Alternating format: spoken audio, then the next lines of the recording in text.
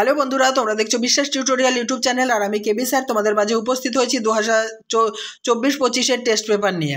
আজকে আমি 2024-25 test paper থেকে 514 পাতা সলভ করব। এর আগের পেজের ভিডিওগুলি দেখার জন্য আমার চ্যানেলের প্লেলিস্ট ফলো করো, আর যারা এখনও সাবস্ক্রাইব করোনি আমার চ্যানেলটি সাবস্ক্রাইব করে নাও। আজকে 20 নম্বর সেটের প্রথম প্রশ্ন। তপনের চিরকালের বন্ধু অপশন গ ছোট মাসি 1.2। বিরাগীর ঝোলার ভিতর ছিল অপশন ঘ গীতা 1.3। কিন্তু বুনো হাঁস ধরায় যে এদের কাজ, বক্তা হলেন অপশন ক রামদাস 1.4। বিরাট পুত্র সহ বিরাট রাজের পুত্রের নাম, উত্তর অপশন ঘ হবে সঠিক, অপশন খ হবে সঠিক উত্তর। 1.5 বেথানিত হইছে কেশ বেশ। বেথানিত শব্দের অর্থ হলো অপশন ক অসংবৃত। 1.6 আফ্রিকা কবিতাটি প্রথম প্রকাশিত হয় যে পত্রিকায়, তা হচ্ছে প্রবাসী, অপশন ঘ সঠিক উত্তর। 1.7 কলকাতা বিশ্ববিদ্যালয় পরিভাষা সমিতি নিযুক্ত করেছিল অপশন খ 1936 খ্রিস্টাব্দে। 1.8 লাঠি তোমার দিন ফুরাইয়াছে বলেছিলেন অপশন ক বঙ্কিমচন্দ্র চট্টোপাধ্যায়। 1.9 অল্পবিদ্যা ভয়ঙ্করী এটি সাহিত্যের কোন বিষয়, অপশন খ প্রবাদ। 1.10 অনুসর্গ এক প্রকার, অপশন ঘ অব্যয়। 1.11 কি ব্যথায় ব্যথিত সে আজ, চিহ্নিত পদটি হলো অপশন ঘ সমধাতুজকরণের দৃষ্টান্ত। 1.12 জ্ঞান বৃক্ষ শব্দের ব্যাসবাক্য হলো জ্ঞান রূপ বৃক্ষ, খ অপশানটি সঠিক। 1.13 বঙ্গে জাত যে, বঙ্গজ এটি হলো উপপদ তৎপুরুষ সমাস, ক অপশানটি সঠিক উপপদ তৎপুরুষ সমাস। 1.14 তোরা সব জয়ধ্বনি কর চিহ্নিত পদটি যে সমাসের দৃষ্টান্ত, তা হচ্ছে কর্মধারয় সমাস, ঘ অপশানটি সঠিক। 1.15 সকালবেলা জলে আগুন লাগলো এই বাক্যে যা নেই তা হলো যোগ্যতা, ক অপশানটি সঠিক। 1.16 সব মিলিয়ে লেখালেখি রীতিমতো ছোটোখাটো একটা অনুষ্ঠান, উদাহরণটি হলো অপশন খ সরল বাক্যের। 1.17 সমূলে নির্মূল করিব পামরে আজি এটি কোন বাক্যের উদাহরণ, এটি হচ্ছে কর্তৃবাচ্যের উদাহরণ, ঘ অপশানটি সঠিক। নেক্সট এসএকিউ টাইপ প্রশ্ন এবং উত্তর। দেখো কি অদ্ভুত কথা বললেন, অদ্ভুত কথাটি কি? বহুরূপী গল্পে হরিদার বলা অদ্ভুত কথাটি হলো বিরাগীর ছদ্মবেশে তিনি কিভাবে টাকা স্পর্শ করবেন তাতে তার ঢং নষ্ট হয়ে যাবে। নেক্সট প্রশ্ন নতুন মেশোকে দেখে জানলো সেটা কি জানলো? একজন সহজ সাধারণ মানুষই যে লিখতে পারে সেটা তপন তার নতুন মেশোকে দেখে জানতে পারলো। 2.1.3 পথে কুড়িয়ে পেলাম, কি কুড়িয়ে পেলেন? পথের দাবি গল্পে গিরিশ মহাপাত্র একটি গাঁজার কোলকে পথে কুড়িয়ে পেয়েছেন বলে জানিয়েছেন। নেক্সট 2.1.4 ও হুকুম দিল, কে কাকে হুকুম দিয়েছিল? উত্তর অদল বদল গল্পে অমৃত ঈশাবকে হুকুম দিয়েছিল। জেনে নেব 2.1.5 দাগের প্রশ্ন উত্তর। মানুষ যেমন কাঁদে, কে কেন কেঁদেছিল?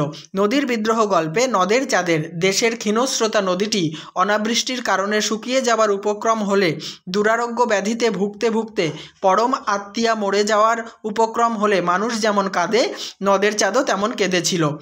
2.2.1 সেই মেয়েটির মৃত্যু হলো না, কেন মেয়েটির মৃত্যু হলো না? উত্তর অসুখী একজন কবিতায় কথকের জন্য প্রতীক্ষারত মেয়েটি ছিল ভালোবাসার মূর্ত প্রতীক, বানানটা ভুল হয়েছে, মুহূর্ত হয়ে গেছে, ঠিক আছে, এটা মূর্ত হবে, ময় দীর্ঘ তয় রেপ, মূর্ত প্রতীক। ভালোবাসার ভালোবাসা চির অমর, তাই ভালোবাসার মৃত্যু নেই, এই কারণেই মেয়েটির মৃত্যু হয়নি। 2.2.2 তব স্বরে মরিয়া বাঁচিল, কার স্বরে কে মরে বাঁচল? উত্তর পরাক্রমশালী বীর ইন্দ্রজিতের স্বরে রামচন্দ্র মরে আবার বাঁচল। 2.2.3 আজ যখন পশ্চিম দিগন্তে কি ঘটে চলেছিল? উত্তর পশ্চিম দিগন্তে প্রদোষকালের ঝঞ্ঝা বাতাসে গুপ্ত গহ্বর থেকে পশুরা বেরিয়ে এসে অশুভ ধ্বনিতে দিনের অন্তিমকাল ঘোষণা করেছিল। দেখো পরের যে প্রশ্নটি 2.2.4 এটা আমার মিস্টেক হয়ে গেছে, এখানে 2.2.4 প্রশ্ন উত্তরটি লিখতে আমি ভুলে গেছি, তোমরা মিলিয়ে নাও, আমি বলছি। 2.2.4 দাগে প্রশ্ন ছিল ওই আসে সুন্দর, সুন্দর কিভাবে আসে? প্রলয় উল্লাস কবিতায় কাল ভয়ঙ্করের বেশে সুন্দর আসে। ঠিক আছে, এটা হবে 2.2.4 দাগের প্রশ্ন এবং উত্তর। এবারে 2.2.5 আঁকড়ে ধরে সে খড়কুটো। সে খড়কুটো বলতে কি বোঝানো হয়েছে? অস্ত্রের বিরুদ্ধে গান কবিতায় খড়কুটো বলতে কবির অবলম্বন একটা দুটো গানকে বোঝানো হয়েছে। পরের প্রশ্ন দেখো, বাংলায় একটা কথা চালু ছিল, কথাটি কি? হারিয়ে যাওয়া কালি কলম প্রবন্ধে বর্ণিত বাংলায় চালু কথাটি হলো, কালি নেই কলম নেই বলে আমি মুন্সি। নেক্সট 2.3.2 দোয়াত যে কত রকমের হতে পারে? প্রবন্ধে কত রকমের দোয়াতের কথা বলা হয়েছে? দেখো, কাঁচের, কাঠ গ্লাসের, পোর্সেলিনের, শ্বেত পাথরের, জেডের, পিতলের, ব্রোঞ্জের, ভেড়ার শিংয়ের, এমনকি সোনার দোয়াতের কথাও হারিয়ে যাওয়া কালি কলম প্রবন্ধে বলা হয়েছে। 2.3.3 তাদের নতুন করে শিখতে হচ্ছে। কি শেখার কথা বলা হয়েছে? আমাদের সরকার রাজকার্যে ক্রমেই দেশি পরিভাষা ব্যবহার করছেন, ফলে যারা মুশকিলে পড়ছেন তাদের আবার নতুন করে পরিভাষা শিখতে হচ্ছে। 2.3.4 পরিভাষার উদ্দেশ্য কি? উত্তর, পরিভাষার উদ্দেশ্য হলো অহেতুক বর্ণনা না দিয়ে ভাষার সংক্ষেপ এবং অর্থ সুনির্দিষ্ট করা। 10টি ব্যাকরণগত প্রশ্ন উত্তর জেনে নেব। কেমন লাগছে আমার পড়ানো অবশ্যই কমেন্ট বক্সে লিখে জানিও। আর যদি আগের পর্বের ভিডিওগুলি দেখতে চাও আমার চ্যানেলকে সাবস্ক্রাইব করে নাও, আর আমার চ্যানেলের প্লেলিস্টে চলে যাও। ওখানে একটা ফোল্ডারে তোমাদের সমস্ত টেস্ট পেপারের সেটগুলি তোমরা পেয়ে যাবে। 2.1.1 দাগের প্রশ্ন, তির্যক বিভক্তি কাকে বলে? যে বিভক্তি একাধিক কারকে ব্যবহৃত হয় তাকে তির্যক বিভক্তি বলে, যেমন এ বিভক্তি। পরের প্রশ্ন 2.4.2 উপবাক্যীয় কর্তার উদাহরণ দাও। তেলা মাথায় তেল দেওয়া মনুষ্য জাতির রোগ। এই যে তেলা মাথায় তেল দেওয়া, এই সম্পূর্ণ অংশটা হচ্ছে উপবাক্যীয় কর্তা। নেক্সট 2.4.3 কুম্ভকার শব্দটির ব্যাসবাক্য সহ সমাসের নাম লেখো। এই কুম্ভকার শব্দটিকে আমরা যদি ব্যাসবাক্য করি তাহলে লিখব কুম্ভ করে যে। এটি উপপদ তৎপুরুষ সমাসের উদাহরণ। 2.4.4 উপমান ও উপমিত কর্মধারয়ের একটি পার্থক্য লেখো। উপমান কর্মধারয় সমাসে উপপদ উপমানবাচক, কিন্তু উপমিত কর্মধারয় সমাসে পূর্বপদ উপমেয় হয়। 2.4.5 ব্যাসবাক্যের ব্যাস শব্দটির অর্থ কী? এর অন্য নাম কি? ব্যাসবাক্যের ব্যাস শব্দটির অর্থ হলো বিস্তার, আর এই ব্যাসবাক্য এর অপর নাম হচ্ছে সমাসবাক্য বা বিগ্রহ বাক্য। 2.4.6 বাক্যের আকাঙ্ক্ষা বলতে কি বোঝো?